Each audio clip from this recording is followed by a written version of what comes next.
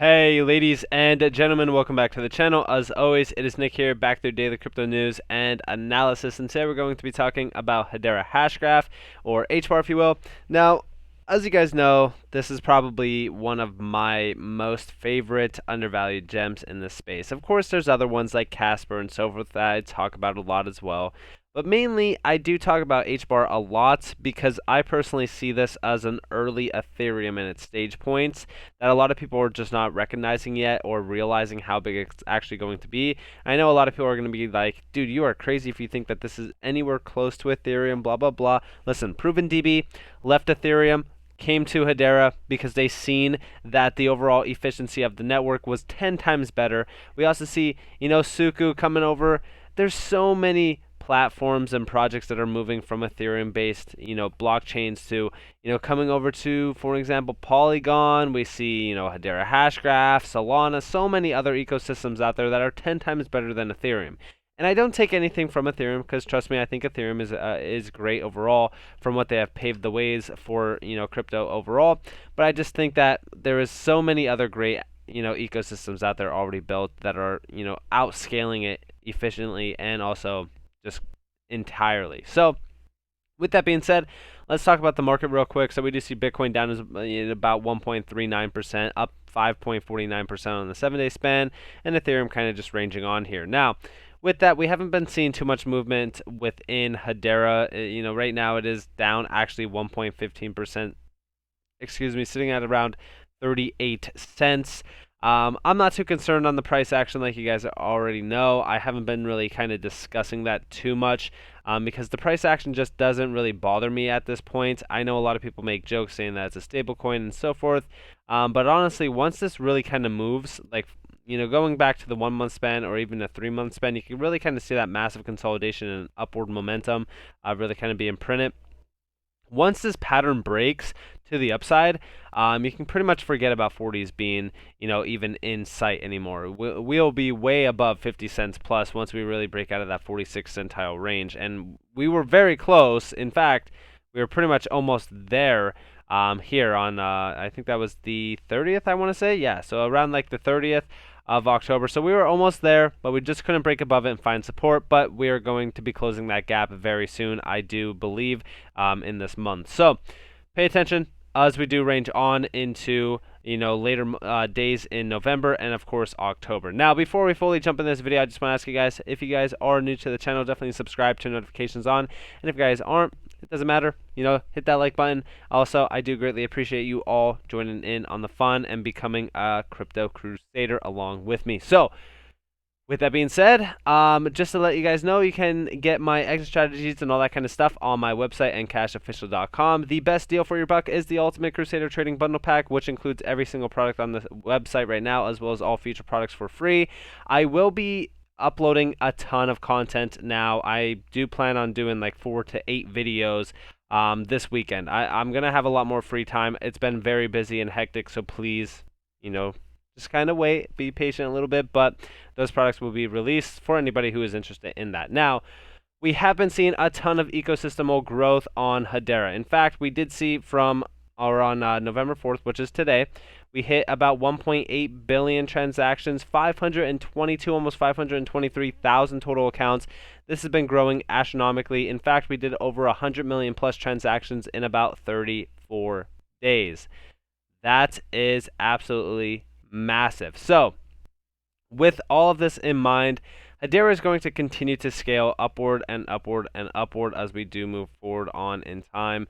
I've already said with NFTs, with what they were doing in the NFT space, it is absolutely mind-boggling that a lot of people are not focused on Hbar right now. We also see that since October 2021, in fact, in October entirely, we've seen 91 million plus October transactions. We also seen 40,000 plus October accounts, 4 new exchanges, OT Desk, and brokers, as well as 3 new wallets and custodians. So a lot of ecosystem growth, like I said, and I think a lot of this is, coming from the idea that a lot more people are kind of catching on to what Hbar is actually doing. And in fact, I think overall, when we're looking at the long-term growth point here, we'll most likely be at 1 million accounts and probably 2 billion transactions by around, I would say, Q2 of 2022, depending on how fast we do move forward. So, very excited for that. Now, I do also want to talk to you guys a little bit about Ethereum, because I was talking to you guys about Ethereum for a little bit of time, right? Gas fees on Ethereum are going crazy, above $200 now. Ethereum has literally entered self-destruction mode right now. Imagine Ethereum price goes above or over $10,000. You can't use this network anymore. Solution is here, and it's called Hedera or Hbar. But Ethereum 2.0 is coming. Laugh out loud. Hedera literally pushed out everything Ethereum 2.0 was going to be about already. Ethereum is running behind. Tides are changing. And also, same with Casper. Casper is doing incredibly well within the Ethereum 3.0 stage. Now, we also see here Hbar versus Ethereum. It's pretty cool, to say the least. And we also see Ethereum on the gravestone, and then the Hbar logo on the Jason teddy bear. It's pretty cool. But overall, when we're talking about the long-term growth here, DLT's main ecosystems in this space are going to grow at massive rates, and Hedera is going to be the leading name, as we already know it is leading the DLT race in terms of enterprise-grade distributed ledger technologies. So keep a close eye out on Hbar if you guys haven't been watching it already.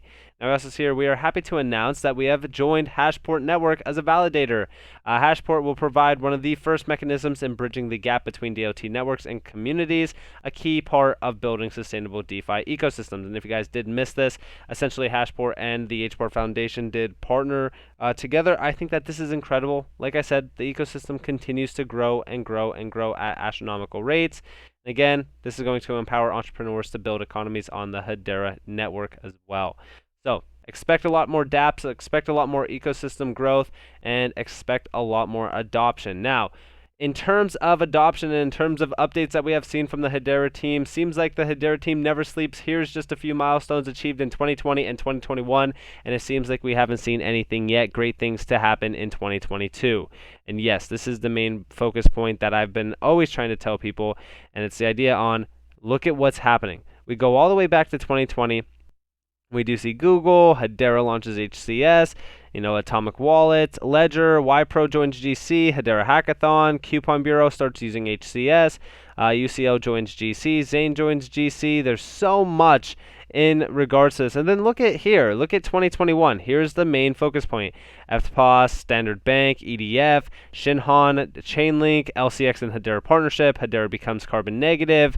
Smart Contracts 2.0, Hbar Foundation, 5 billion allocation, charity auction, LCE joins GC, IIT Madras joins GC, DBS, Hedera and MTech. There is so much going on.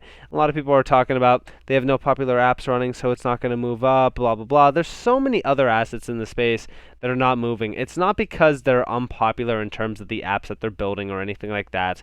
It goes all the way to what this market is running on, and that is Bitcoin. So we just have to wait until it actually decouples away from something like Bitcoin, and then that's where we do see the true value unlock. Now, we also see here Winklevoss-backed crypto fund targets $300 million investment. Venture capital firm CMCC Global is reportedly targeting $300 million in investment for its new crypto fund. This is huge because, first off, they're focusing on DeFi and NFTs, as well as really kind of focusing on getting into crypto entirely. We see here the underlying infrastructure is maturing to the point where we basically can have interesting applications, particularly in DeFi. We've seen higher quality teams. Of course, DeFi is a huge name in the game right now for crypto, and this is pretty big when you look at what they're focusing on. In terms of other investments, according to the company website, include Ethereum, Cosmos, Terra, Hedera, Hashgraph, Quantum, and Decentraland. So, very interesting to say the least. And like I said, Hedera is one of their big names here, and I wouldn't be surprised, like I said, if more and more firms started to do this. And I don't see how people cannot find this bullish when you're looking at the other projects that they are invested in. And like I said, this investment is going to prosper them into a new age of massive growth because this is an early investment believe it or not, even at 40 cents, 38 cents, and so forth. Now, I also want to talk to you guys about some banking, adoption. I talked to you guys a little bit about this feature just yesterday, I want to say. And when we're talking about this, the best part about this is that more and more banks should be offering crypto assets to be held on their apps. You could buy, sell, and hold it actually within Combank in Australia. So this is awesome, and I do expect banks to do this more and more. A lot of people are looking at it as a negative way. It's funny, but this is, in my mind, incredible to say the least. I would love to have, a crypto bank account instead of having, a fiat bank account. But guess what? That's why I don't really hold a lot of fiat in my bank account anyways. Most of my money is invested into crypto because I see crypto as a savings account. It's the best way to hold money because think about it, right? It could only mature in the long-term span of things. Yeah, sure, volatility does happen and occur, but if you buy something like Hbar and wait 5+ years and just kind of leave your money there, it's only going to prosper. It's only going to grow and grow and grow. What are you going to do with a bank, right? Earn 1% interest, maybe.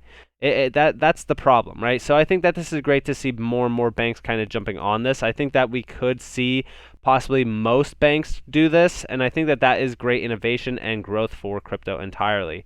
Now we also see here DBS at SG FinTech Fest. Now they're talking about Web 3.0 and how it's going to shape the financial services, careers, the new digital economy, and more. They're talking about it. We already know what's going to be happening. The pandemic has brought two particular themes to the fore. Digitization and sustainability both are key strategic pillars for us. They are the leading player in the digital space. DBS is well positioned to play the game differently from our peers and step up to help construct the highways of today's new digital world. And of course, they are talking with DBS Bank, JP Morgan, Temasek. I hope that I said that right. I don't know. It is what it is, right?